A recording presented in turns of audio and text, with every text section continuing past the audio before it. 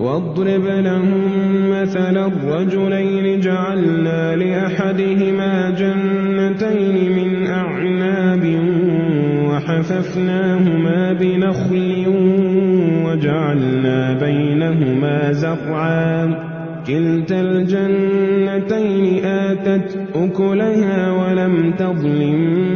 منه شيئا وفجرنا خلالهما نهرا وكان له ثمر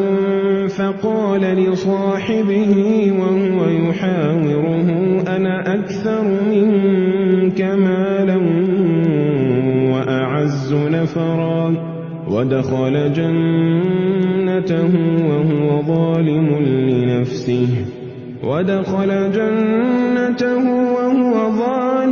لنفسه قال ما أظن أن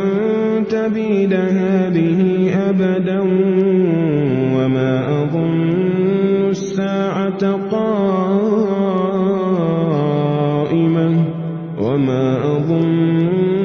الساعة قائمة ولئن رددت إلى ربي لأجدن خيرا منها منقلبا قال له صاحبه وهو يحاوره أكفرت بالذي خلقك من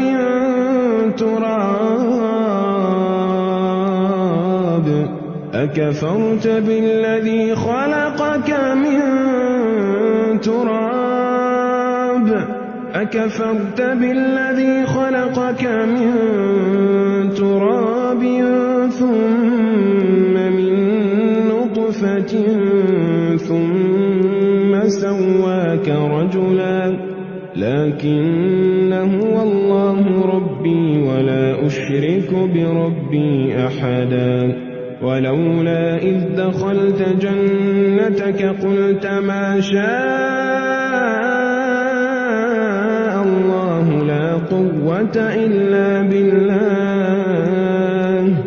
إن